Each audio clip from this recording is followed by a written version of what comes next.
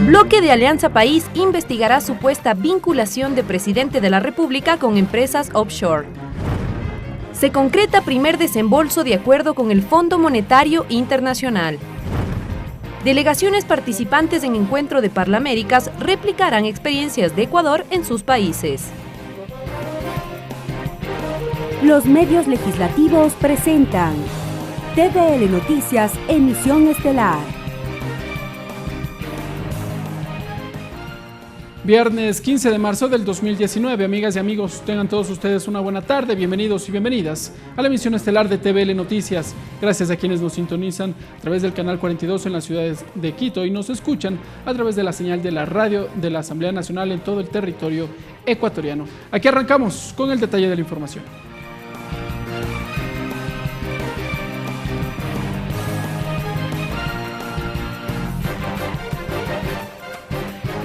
Tras una reunión efectuada la noche de este jueves en la ciudad de Guayaquil, la bancada de Alianza País y Aliados resolvió que serán ellos quienes en los próximos días propongan ante el Pleno el mecanismo de fiscalización para investigar las denuncias que involucran supuestamente a los familiares del presidente de la República con empresas offshore.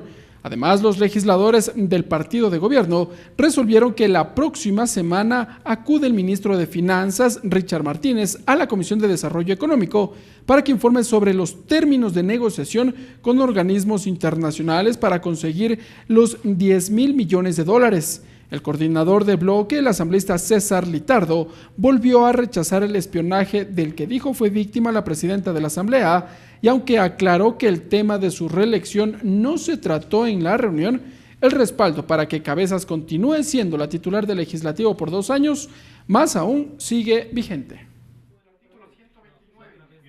Que ni el presidente, que ni el gabinete, que ni esta bancada, que ningún asambleísta de AP y Aliados está obstaculizando ningún proceso de fiscalización ni de investigación en torno a las denuncias que se han hecho de supuestos manejos de empresas offshore por parte de familiares del presidente de la República, Lenín Moreno.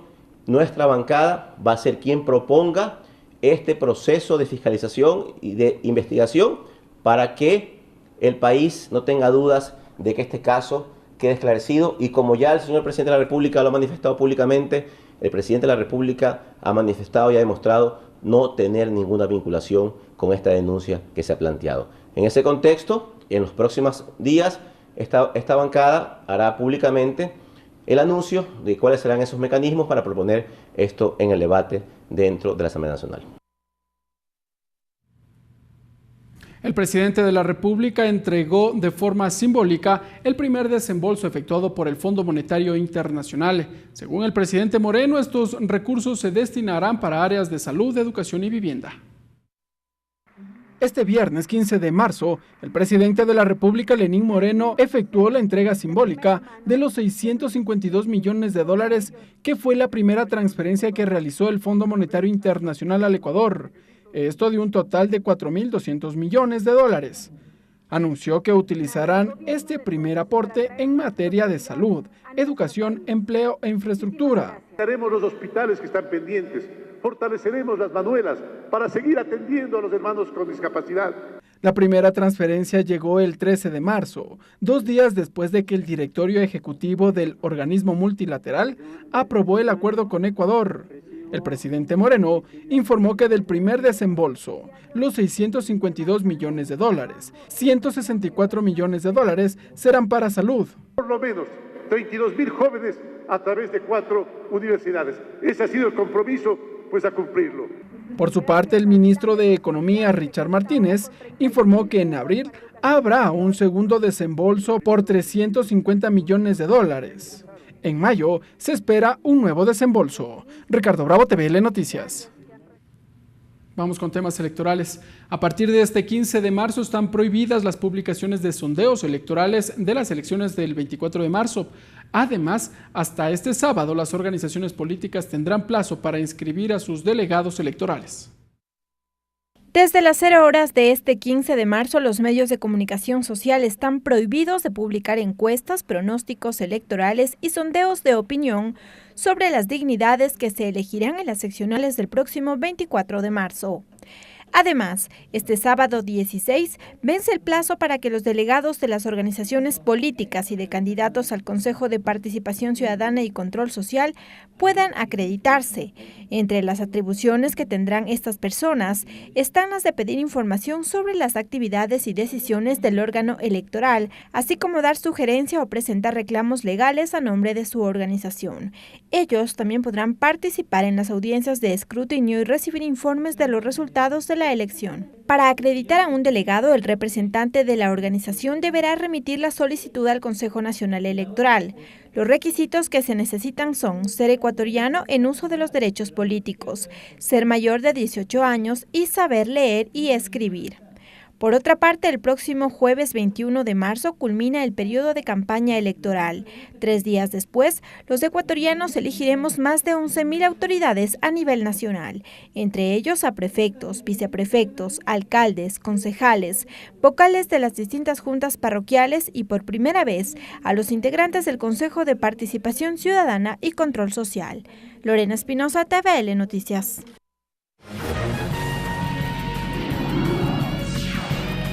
Entrevista. Y a propósito, las elecciones seccionales están a la vuelta de la esquina y los ciudadanos necesitan conocer cuáles son los documentos con los que pueden acudir ese día a sufragar el próximo 24 de marzo. Para tener detalles, vamos a conocerlos en nuestra primera entrevista. Claudio Prieto, magíster en Administración de Empresas, subdirector general del Registro Civil. Señor subdirector, buenas tardes, bienvenido a la Televisión Legislativa, gracias por estar con nosotros. Muy buenas tardes a los televidentes y gracias por invitarnos. Señor subdirector, cuéntenos, ¿cuáles son los documentos que necesita la ciudadanía para acudir este 24 de marzo a ejercer su derecho al voto? Bueno, el documento principal habilitante es la cédula de identidad. Adicionalmente se puede sufragar también con el pasaporte, sobre todo en el caso de extranjeros. Y es por ello que es muy importante que todas las personas cuenten con su documento de identidad a la mano y todas aquellas personas que no lo han obtenido pues concurran oportunamente a las oficinas de registro civil para obtenerlo. Es por ello que justamente hemos activado horarios extendidos desde esta semana y la próxima semana para que los usuarios pues luego de su trabajo o en fin de semana puedan concurrir a obtener este documento de identidad. Pero sobre todo recomendamos que lo más pronto posible se acerquen y eviten la congestión que normalmente ocurre en los días previos a las elecciones. La ciudadanía por lo general espera hasta el último para acudir a obtener la cédula de identidad. Empecemos por los horarios. ¿Cómo van a trabajar ustedes? Y bueno, sucede que por lo menos el día sábado, un día antes de las elecciones, la gente se aglomera. ¿Ese día también van ustedes a laborar? Sí, efectivamente. Los horarios extendidos se han activado desde el día miércoles 6 de marzo. Con una hora adicional. Sí, ya están activos desde el miércoles 6 de marzo con una hora adicional a la jornada tradicional, que es desde las 5 de la tarde, está extendido hasta las 6 de la tarde. Adicionalmente, el día de mañana, que es muy importante que la ciudadanía conozca, el día de mañana vamos a atender en el horario de 8 a 14 horas. Sábado 16 de marzo. Sábado 16 de marzo. Okay. La próxima semana, de lunes a viernes, igualmente una hora adicional, es decir, hasta las 18 horas, desde las 8 de la mañana. El sábado, previo a las elecciones, el sábado 23 de marzo, de 8 a 18 horas, es decir, toda la jornada completa. ¿Ese día van a trabajar normalmente? Normalmente, todo el día, e incluso el día domingo de las elecciones, de 8 a 14 horas, para las personas que a última hora se han dado cuenta que no tienen el documento de identidad o que tal vez lo perdieron a último momento y se dieron cuenta. Entonces, hasta el día de las elecciones tienen la posibilidad de ir a obtener el documento de identidad, pues si no pierdan la oportunidad de ejercer este derecho al sufragio. ¿Qué pasa con los ciudadanos que en el transcurso de esta semana pierdan sus documentos? ¿Deberán cancelar algunos valores? Si nos puede recordar aquello. El costo de la cédula, tanto en lo que es renovación como su duplicado, es de $15. Para las personas que obtienen por primera vez el documento de identidad es de $5. Algo importante que hay que recalcar, y sobre todo para evitar estas congestiones en las agencias, es que hemos habilitado el servicio de duplicado a través de la agencia virtual. ¿En qué consiste esto? La agencia virtual es una página web que está disponible en el internet a través de la dirección virtual.registrocivil.gov.es, en la cual los usuarios pueden solicitar en línea el duplicado de su documento de identidad si es que los datos no han cambiado. Es decir, si se extravió, se perdió, pues los datos son similares. Las personas pueden solicitar una reimpresión de su documento de identidad, es decir, con los mismos datos, con la misma fotografía y con la misma vigencia que su documento que fue extraviado.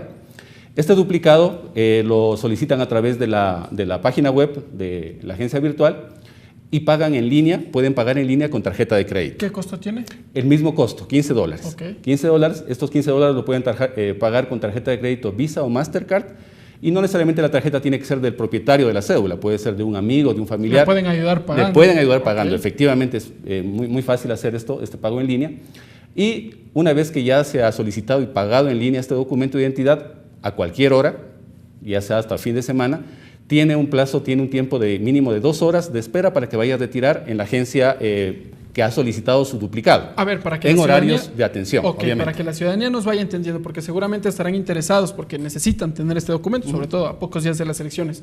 Uno puede ingresar a la página web, obtener este duplicado y con la impresión uno se acerca directamente al registro civil. Sí, efectivamente. Puede imprimir, no es necesario que impriman nada, pues directamente una vez que el sistema ha confirmado que ya se ha recibido la solicitud y que el pago ha sido confirmado, directamente se acercan a la agencia. Tenemos 23 agencias a nivel nacional donde puede solicitar el duplicado. Se acerca a la agencia donde solicitó el duplicado, va directamente a la sección de entrega.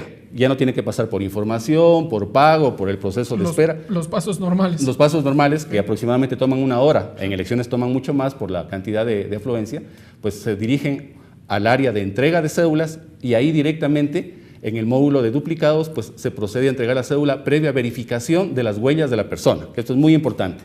Es un tema que tal vez ha estado en duda o la gente tiene inquietud, que cualquier persona podría solicitar su cédula de identidad. No es así.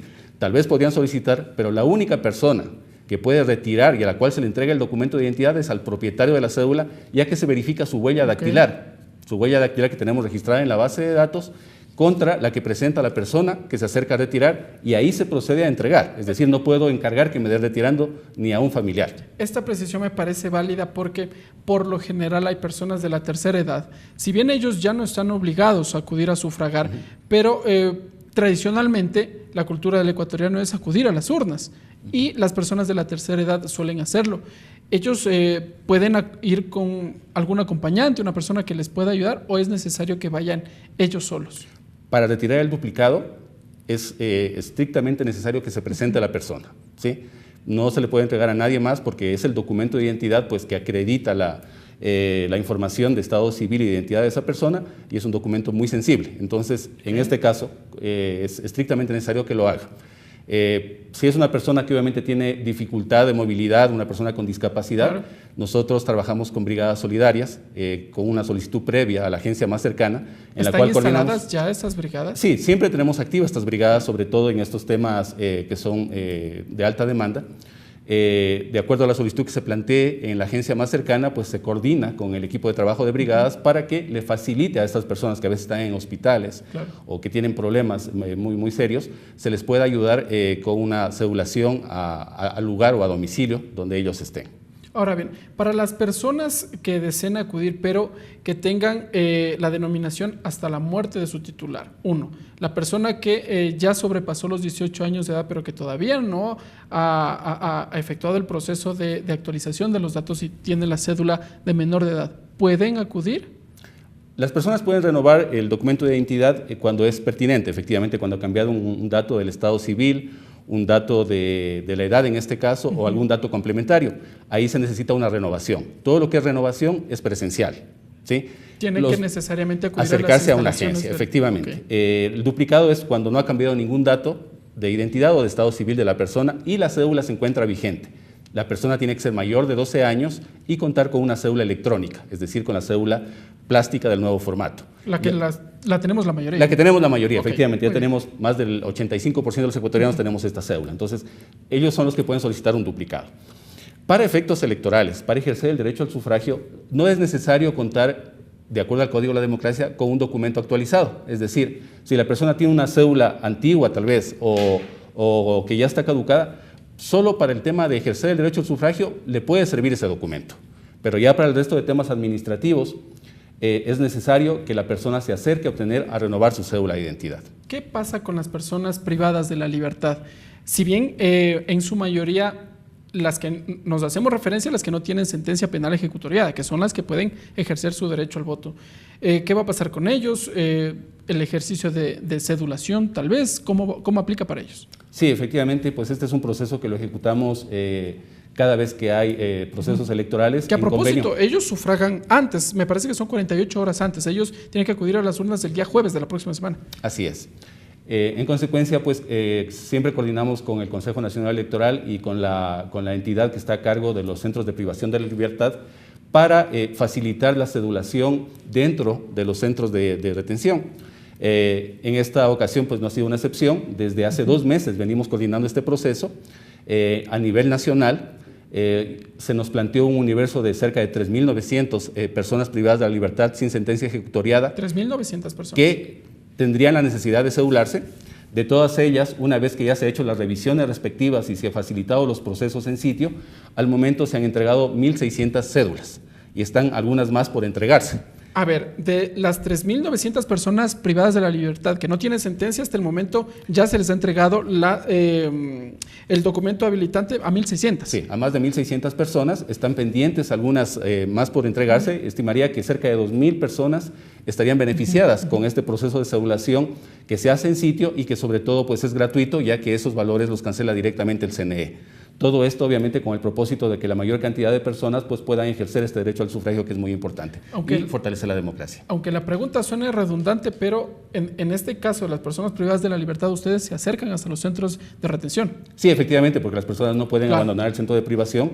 Nosotros desplegamos estas brigadas que tenemos, estas brigadas móviles con todo el equipamiento necesario, nos instalamos dentro del centro carcelario, pues de ahí se procede a hacer todo el proceso de captura de fotografía, de actualización de datos, y a posterior se entrega las cédulas a través del director del centro de retención para que proceda a entregar a las personas que corresponden. Tal vez un hecho que no se conoce después de las elecciones de las personas privadas de la libertad, ellos mientras tienen este proceso en curso legal, no tienen todavía sus documentos, son retenidos. Van a las urnas, sufragan, pero después del documento regresan, son retenidos. ¿Qué pasa con esos documentos? Ya, el documento efectivamente está en custodia de las personas que administran los centros carcelarios. Ellos son los que custodian los documentos de identidad de estas personas. Sufragan y los detienen nuevamente. Sí, eso ya es justamente la logística que se hace dentro del centro carcelario, pero efectivamente, pues, dadas las condiciones de permanencia de las personas dentro de estos centros, pues, los que custodian ciertos bienes y documentos de las personas son los que administran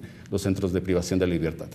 ¿En qué momento se entregarán a lo largo de estos días? ¿Cómo está previsto la entrega de las cédulas, de las 2.000 cédulas restantes para las personas privadas de la libertad? Bueno, está pendiente este dato de entregar no más de 400 cédulas. Las 1.600 ya están entregadas a los distintos centros. ¿Qué es lo que hace falta? Lo que hace falta es las personas que se cedularon o pasaron por el proceso recientemente, son las que se están emitiendo los documentos, pues, y produciendo para luego entregarlos. Es decir, ya no falta mucho para que eso suceda, porque también ya el proceso está cercano y se necesitan entregar esos documentos.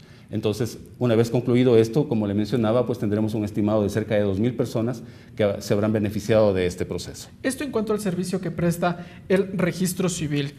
Una consulta. El Consejo Nacional Electoral a lo largo de los últimos años ha manifestado su inconformidad por el número de empadronados. Y este es un trabajo que lo tiene que hacer directamente con ustedes, saber cuántas personas están vivas, cuántas personas ya fallecieron, cómo avanza ese proceso o si es que ya lo culminaron con el Consejo Nacional Electoral.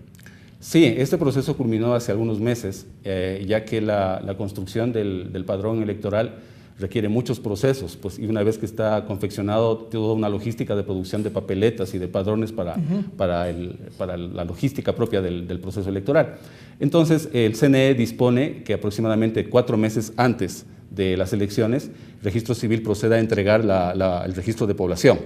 ¿Podemos conocer esos detalles? Todo el listado de las personas que están registradas en nuestra base de datos, que obviamente es un universo mucho más grande que el padrón, porque el padrón electoral lo construye el CNE directamente.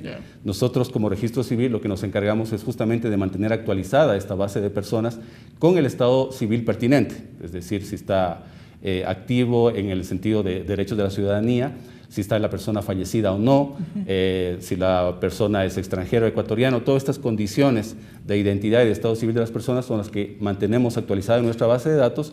Y 4 meses, pues en este caso particular, el 28 de noviembre, me parece que fue, se entregó este listado al Consejo Nacional Electoral para que ellos hagan todos los procesos de revisión y de determinación de cuál es el universo que va al padrón electoral. ¿Tiene usted en mente el universo que ya quedó registrado? Según sí, el padrón electoral para este año, el CNE lo determinó aproximadamente en 13.261.000 y pico votantes. Ese es el número de personas que están dentro del padrón electoral, habilitadas para sufragar. Pero esto no obedece al registro de población. No, el registro de población es mucho más grande. El registro de población, que incorpora tanto los ecuatorianos que están residentes aquí en el Ecuador como los que están en el exterior, está cercano a 18 millones de personas. Ah, ya sobrepasamos los 17 millones. Sí, lo que pasa es que la estimación de población del INEC lo hace de las personas que están, de los ecuatorianos que están residentes en territorio ecuatoriano.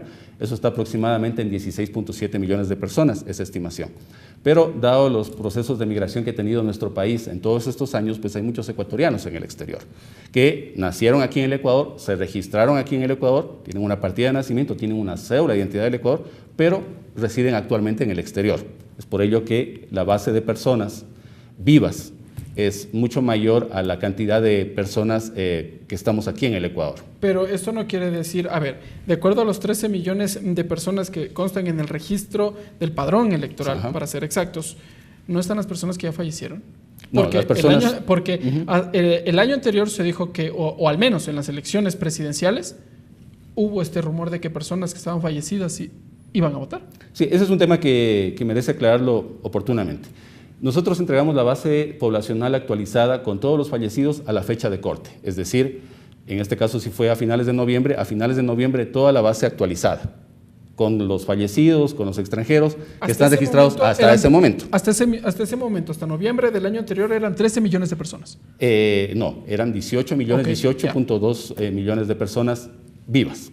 ¿Okay?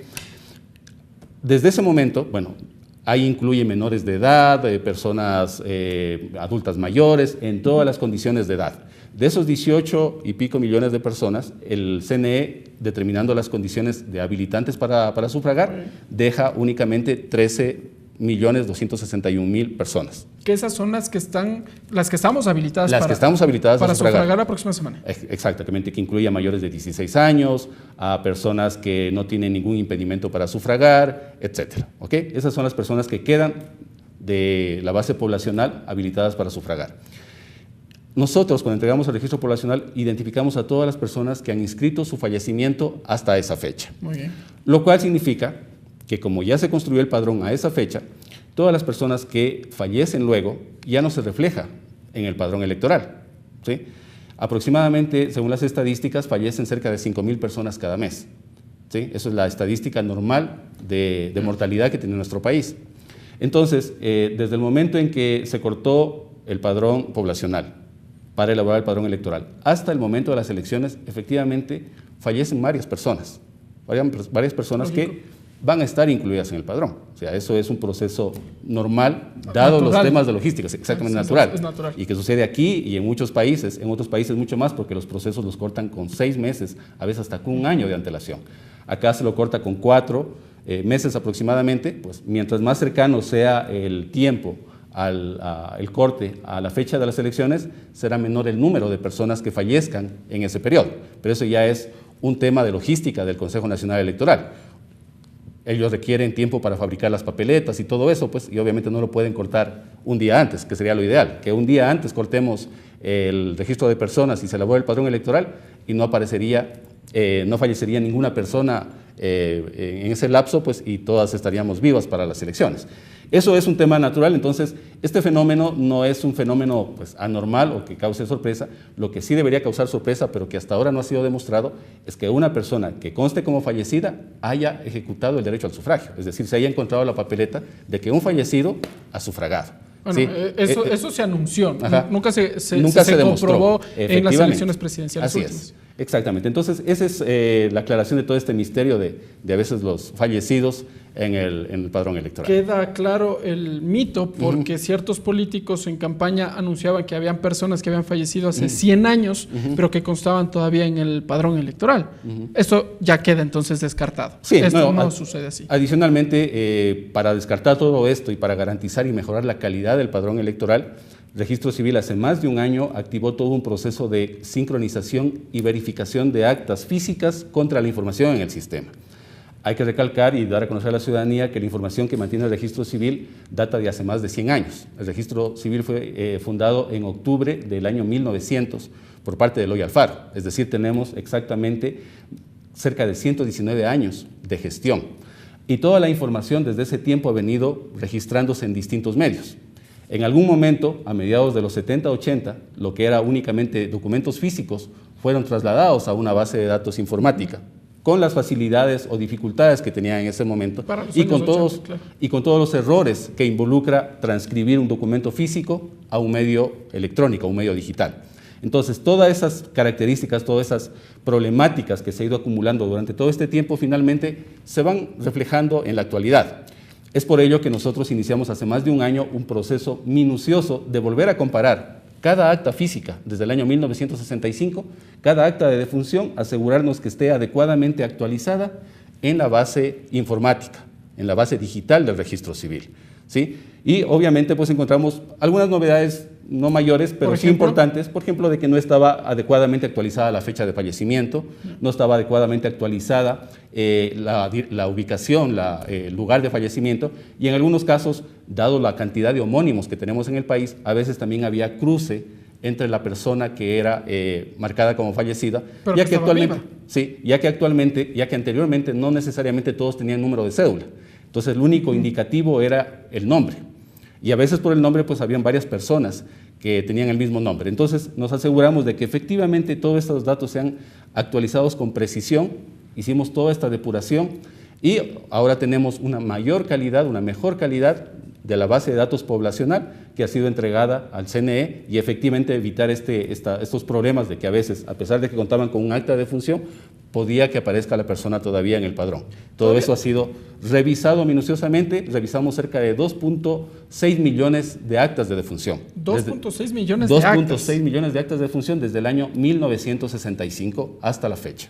Ahora bien, para ir cerrando este tema electoral, porque también tengo algunas consultas respecto a los servicios que ustedes están prestando a escala nacional, pero en los temas de elecciones, ¿qué pasa con los ciudadanos que deseen sufragar, los que se encuentren en el exterior, para ser puntual? Si es que ellos no tienen su documento de identidad, se les extravió, ¿pueden acercarse a qué sitios para obtener el documento? ¿Cómo lo pueden hacer? Bueno, esa es una pregunta muy importante. Efectivamente, el Registro Civil hace ya unos 2 años empezó la activación de puntos de cedulación en el exterior. Tradicionalmente, el Registro Civil ha provisto los servicios de inscripción de nacimiento, matrimonio y defunción a través de los consulados en 80 consulados en el exterior, a través de los funcionarios de Cancillería. Pero el tema de cedulación no estaba presente en el exterior. Es así que a partir del año 2016, el Registro Civil, en coordinación con la Cancillería, empezó a activar consulados con cedulación, empezando por Nueva York, Madrid, los lugares de mayor concurrencia o de mayor residencia de ecuatorianos en el exterior. Y actualmente contamos con 15 consulados en el exterior donde los ecuatorianos pueden acercarse a obtener su documento de identidad. ¿Tienen que ir directamente a los consulados? Tienen que ir directamente a los consulados. Tenemos activado consulados en Estados Unidos 4, en España tenemos 3, tenemos en Italia.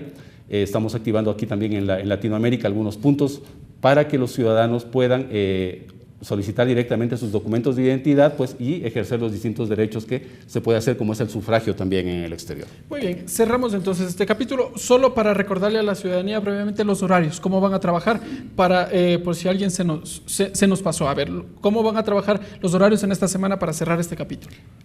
Sí, les invitamos a los ciudadanos a que concurran. El día de mañana están abiertas las oficinas de Registro Civil, 38 agencias a nivel nacional, en el horario de 8 hasta las 14 horas. La próxima semana, del día lunes al día viernes, tenemos 1 hora más de atención, es decir, hasta las 6 de la tarde. Pueden concurrir luego de su horario de trabajo, ya sea a renovar su cédula o a retirar su duplicado. Y el día previo a las elecciones, que es el 23 de marzo, Se pueden acercar en el horario de 8 a 18 horas. Todo el día atendemos para que obtengan su documento de identidad y finalmente para las personas que por algún problema tienen que obtener su documento a última hora, estaremos atendiendo el día domingo de las elecciones de 8 a 14 horas. Muy bien, conversamos con el señor subdirector general del Registro Civil, Claudio Prieto. Una última consulta, una respuesta muy breve de ser pertinente. ¿Cómo están funcionando las dependencias del Registro Civil en provincias? Sabemos que hay algunas de ellas que han registrado problemas en el acceso a los ciudadanos, en el oriente, por ejemplo, en el litoral ecuatoriano, algunas han sido afectadas por el tema del invierno, tal vez. ¿Cómo se encuentran estas dependencias? Bueno, a nivel de agencias de registro civil, que son aproximadamente 180 agencias a nivel nacional, no tenemos ninguna novedad en la infraestructura. Todas las agencias están adecuadamente habilitadas. ¿Todas están y dispuestas, habilitadas? Todas nuestras agencias están habilitadas. Y obviamente adecuadas para atender a la demanda de usuarios que tenemos en estos momentos. Igualmente el personal se encuentra capacitado y predispuesto para darles la mejor atención que se merecen pues, nuestros ciudadanos ecuatorianos. Muy bien, gracias señor subdirector general del Registro Civil, Claudio Prieto, entregándonos detalles, amigas y amigos, respecto de este proceso, toda vez que para el próximo 24 de marzo la ciudadanía se acercará a ejercer su derecho al voto. Nosotros, amigas y amigos, nos vamos a una pausa. Cuando regresemos tenemos más información aquí en la emisión estelar de TVL Noticias. Regresamos con TVL Noticias, emisión estelar, luego de la siguiente pausa promocional. Continuamos con TVL Noticias, emisión estelar. Gracias, amigas y amigos, por continuar con nosotros. El proceso de elección de los consejeros de Participación Ciudadana y Control Social continúa. La Corte Constitucional negó el pedido de un grupo de abogados de suspensión de dicha elección. Entre tanto, desde la Asamblea Nacional surgen criterios sobre la facultad que tiene el Consejo de Participación Ciudadana para designar a las autoridades de control. A través de un boletín de prensa, la Corte Constitucional informó que negó la solicitud de medidas cautelares y admitió a trámite la demanda de inconstitucionalidad por omisión presentada por un grupo de abogados al proceso de elección de los consejeros del Consejo de Participación Ciudadana y Control Social, que se desarrollará el próximo 24 de marzo. En consecuencia, dicho proceso electoral continúa, resaltó el organismo constitucional. Además, la Corte señaló que a pesar de los ofrecimientos de campaña de algunos candidatos de destituir a la actual Corte Constitucional, su deber va más allá de cualquier cálculo político. Por otro lado, ahora se discute la facultad del Consejo de Participación Ciudadana para designar a las autoridades de control. Dicha reforma legal atravesaría por una enmienda constitucional. Desde la legislatura, los parlamentarios Lourdes Cuesta y Henry Cucalón reaccionaron. Entiendo que lo que se quiere es que sea nuevamente la Asamblea Nacional quien nombre las autoridades de control, lo cual no me parece descabellado. ¿Por qué?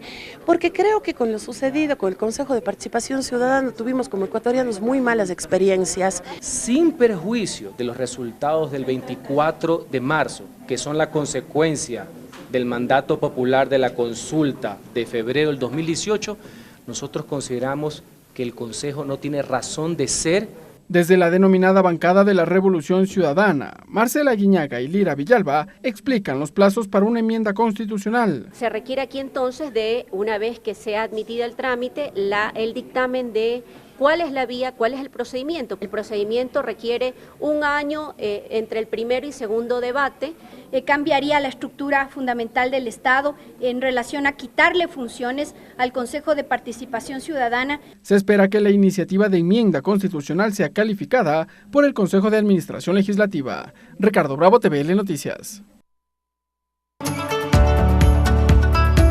Cuarto encuentro de la Red de Parlamento Abierto de Parlaméricas. Al culminar con el cuarto encuentro de la Red de Parlamento Abierto, los delegados internacionales compartieron sus experiencias luego de su visita a Ecuador.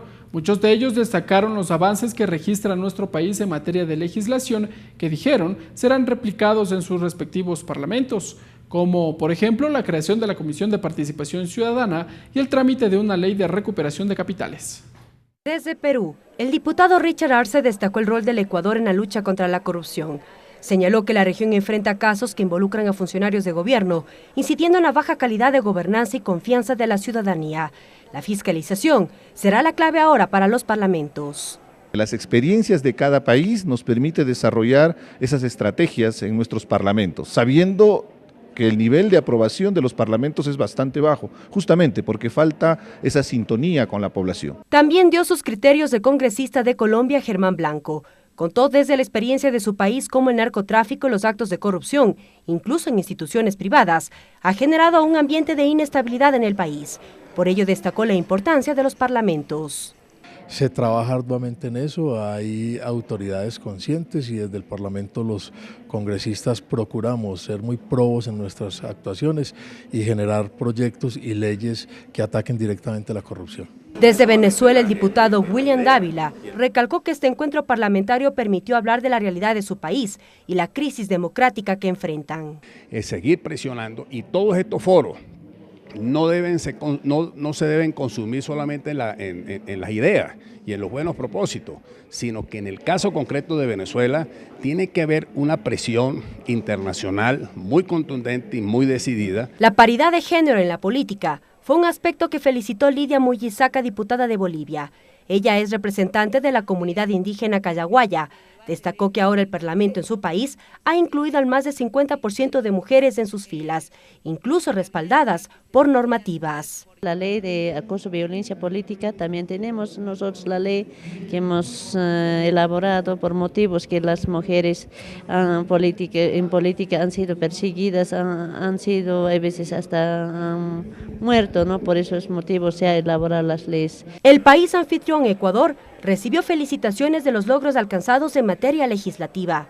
La asambleísta Vilma Andrade precisó que ahora con la creación de un grupo de amistad de Parlamento Abierto con sede en nuestro país, permitirá dar seguimiento a los compromisos adquiridos por Parlaméricas. Para llevar adelante mucho más amplia transparencia, no solamente de lo que hacemos los asambleístas, sino una verdadera co-creación con la participación ciudadana. 90 delegados internacionales de 27 países fueron partícipes del cuarto encuentro de Parlaméricas.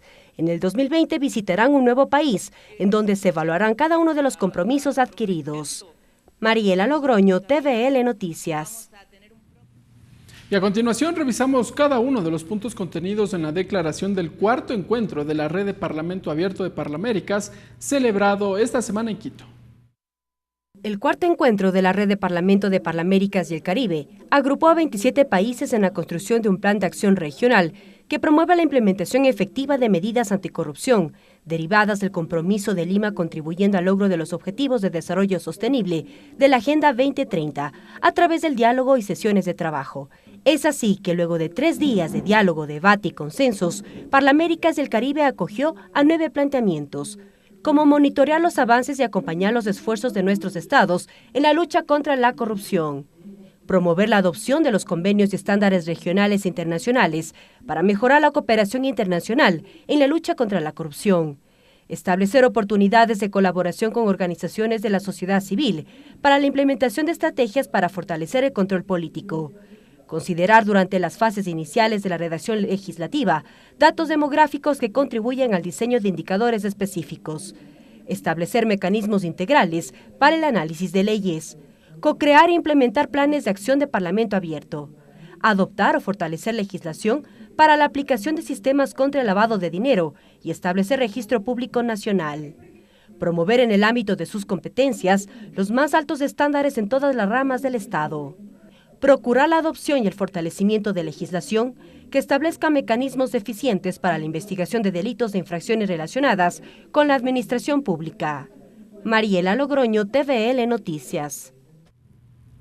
Vamos a cambiar de ámbito informativo. Les contamos que en 60 días la Comisión de Justicia espera tener listo el informe para segundo debate del proyecto de reformas al Código Orgánico Integral Penal. El vicepresidente de dicha mesa legislativa, el asambleísta Franklin Samaniego, espera que concluyan la fase de análisis de las propuestas para arrancar con la elaboración del documento. Una vez que concluyó el primer debate del proyecto de reformas al Código Orgánico Integral Penal en enero de este año, la Comisión de Justicia se instaló para analizar cada una de las observaciones, que en su mayoría se centraron en la despenalización del aborto por casos de violación. Sin embargo, en carpeta aún están pendientes al menos 70 proyectos de ley que buscan reformar el código, Así lo explicó el vicepresidente de dicha mesa legislativa, Franklin Samaniego. Los nuevos proyectos de ley que siguen llegando planteando el tema de la reforma. En todo caso, la metodología es la misma, vamos a seguir revisando, hemos evacuado ya las observaciones que tienen que ver con el Pleno de la Asamblea Nacional. De hecho, en esta semana la mesa legislativa recibió una nueva propuesta, la del asambleísta Absalón Campoverde, que busca sanción por la desaparición involuntaria de personas. Existe la figura del secuestro, por ejemplo, cuando se distrae a una persona contra su voluntad del espacio en donde desarrolla sus actividades, se la desaparece forzosamente. Lo que se está planteando en este momento es la desaparición involuntaria, con una pena mayor todavía a la que determina para el secuestro, por ejemplo. Para Franklin Samaniego existe una discusión aún de fondo. O sea, una persona desaparece, ¿a quién se le inicia la indagación? En la indagación previa nos decían ayer que hay fiscales que por no haber el tipo penal no podían evacuar la investigación. Eso no es así. Se puede investigar, los operadores de justicia tienen que darle respuesta a la ciudadanía. El vicepresidente de la Comisión de Justicia no descarta que en los próximos 60 días la mesa legislativa empiece con la redacción del informe para segundo debate de las reformas al COIP. Ricardo Bravo, TVL Noticias. La Comisión del Régimen Económico abocó conocimiento de 5 proyectos de ley, entre ellos el que aborda los cobros indebidos por parte de la banca. La mesa legislativa además dará seguimiento a la aplicación de la Ley de Eficiencia de Trámites y convocará a varias autoridades. El proyecto de ley para evitar el acoso telefónico comercial de empresas y usuarios será unificado con los proyectos que reposan en la Comisión del Régimen Económico sobre cobros indebidos. Esto luego de varias denuncias ciudadanas que analizó la mesa legislativa, en las que se demostró que se debitaban montos de cuentas bancarias por conceptos de servicios que no habían sido autorizados. Nosotros lo que estamos planteando es de que no puede haber acoso en las llamadas telefónicas, no puede a pretensión de entregar un servicio, cualquiera sea la institución, aproveche de una base de datos amplia y llame al usuario y básicamente interprete como aprobación a acceder a esos servicios. La propuesta busca generar un marco legal para que los débitos por distintos servicios sean autorizados por el ciudadano y así brindar mayor protección y seguridad. Creemos que debe haber un protocolo, tiene que haber realmente un mecanismo claro para acercarse a los usuarios y no acoso a través de las llamadas de call center. La mesa legislativa también conoció el proyecto de reformas al Código de Planificación y Finanzas Públicas, de iniciativa del asambleísta Pavel Muñoz, que busca garantizar los presupuestos incrementales en salud y educación.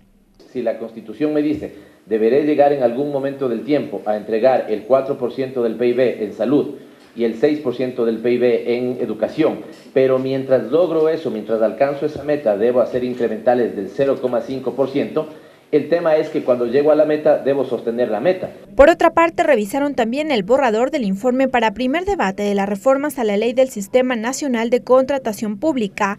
Sobre el tema, la comisión resolvió unificar 7 propuestas legislativas. Se hacen mejoras en el régimen especial, en la contratación por situación de emergencia y se fortalece las capacidades del CERCOP, sobre todo en lo relacionado al manejo de irregularidades en los contratos. Además, tras la vigencia de la Ley de Eficiencia de Trámites, la comisión resolvió convocar a los representantes del Ministerio de Telecomunicaciones, la Agencia Nacional de Tránsito, la DINASED, entre otros, para que informen sobre la aplicación del cumplimiento de la normativa.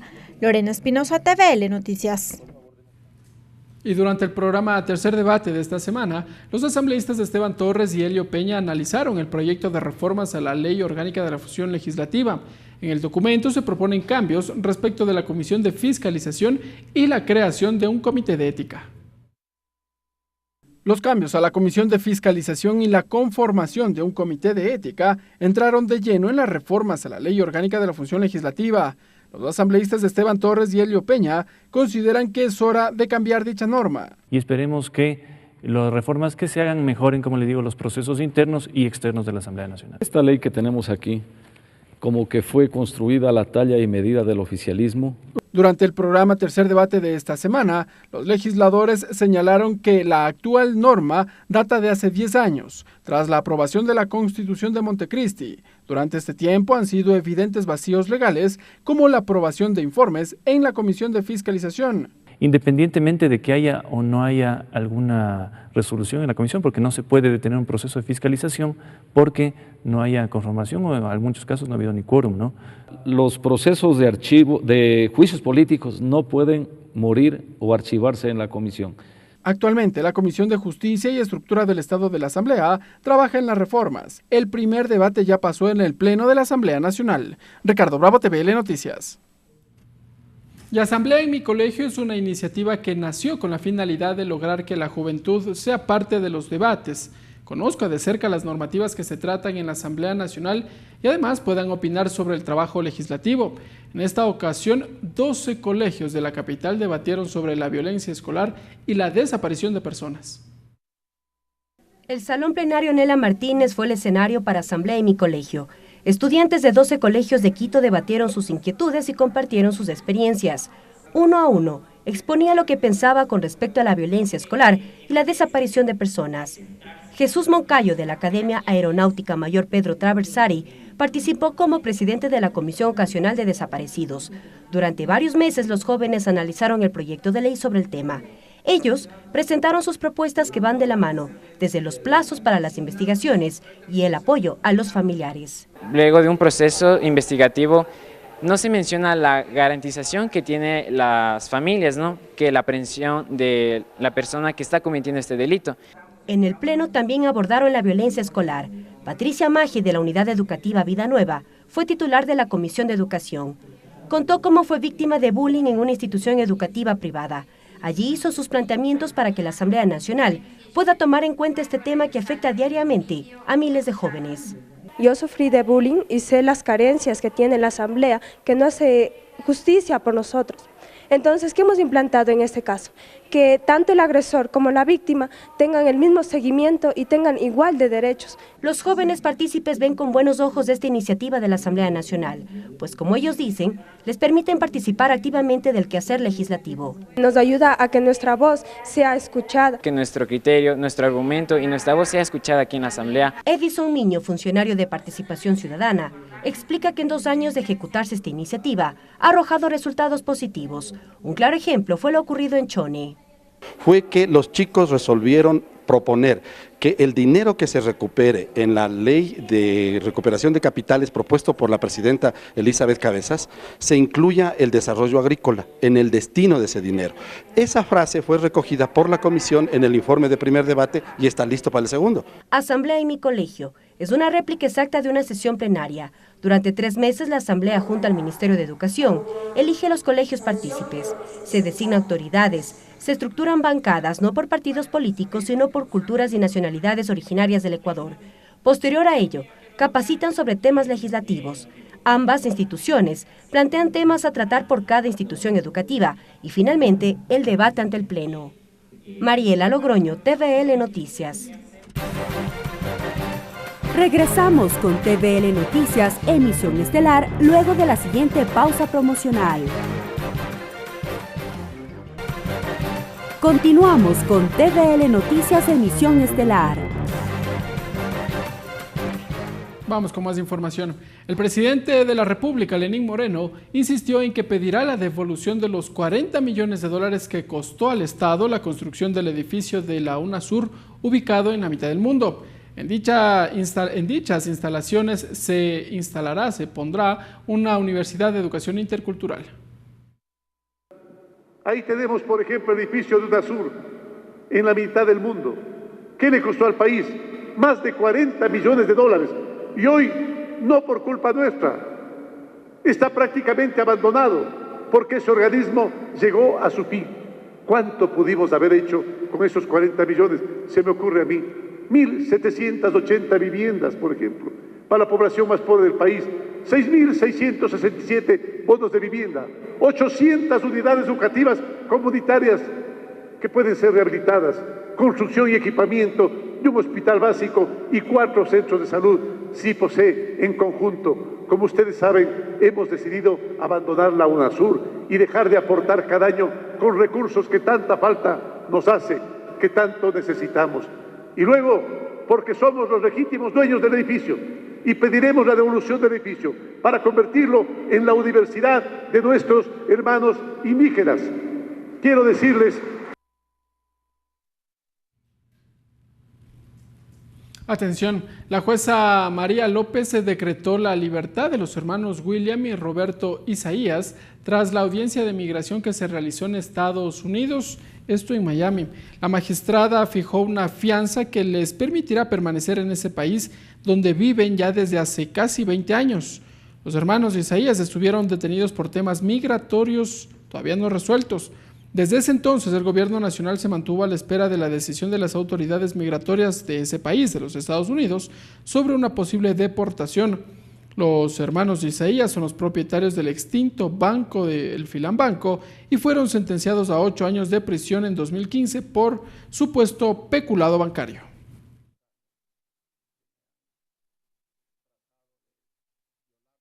Y ahora en nuestra agenda cultural, junto a Tatiana Sonnenholzner, conoceremos las actividades de las que ustedes pueden disfrutar este fin de semana.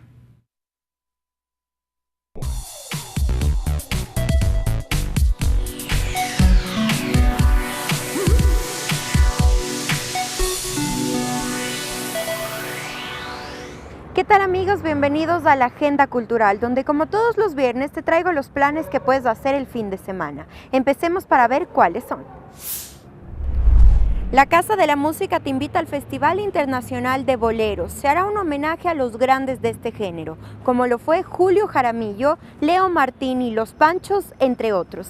Será este viernes a las 8 de la noche. Y este sábado a partir de las 5 de la tarde, el grupo Infanto Juvenil de Quito te invita a la presentación de los 5 cuentos precolombinos. La idea de esto es generar conciencia en los ecuatorianos sobre nuestras raíces, acompañadas de arte y música. El evento solo cuesta $3 y es apto para todo público.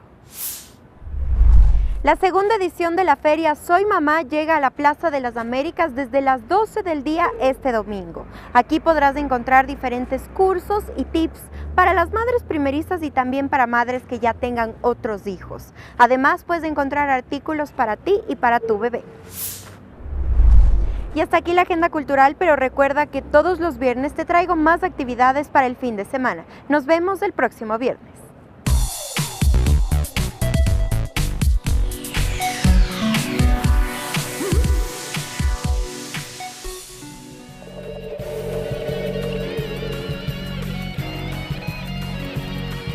Agenda de actividades.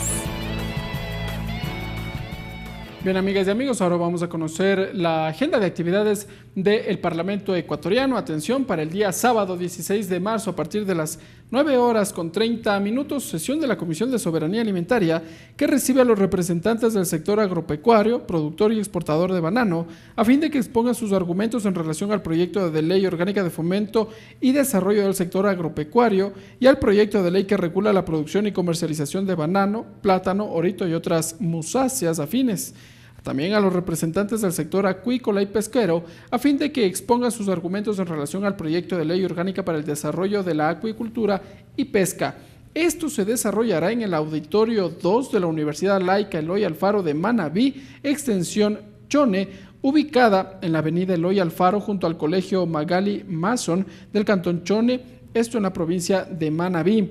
La siguiente actividad del Parlamento ecuatoriano prevista para el lunes 18 de marzo a partir de las 17 horas, en donde el Grupo Parlamentario para la Prevención y Tratamiento Integral del Fenómeno de las Drogas en el Ecuador invita a la acreditación del Observatorio Nacional de Drogas. Este evento se desarrollará en el Salón José Mejía Lequerica del Palacio Legislativo.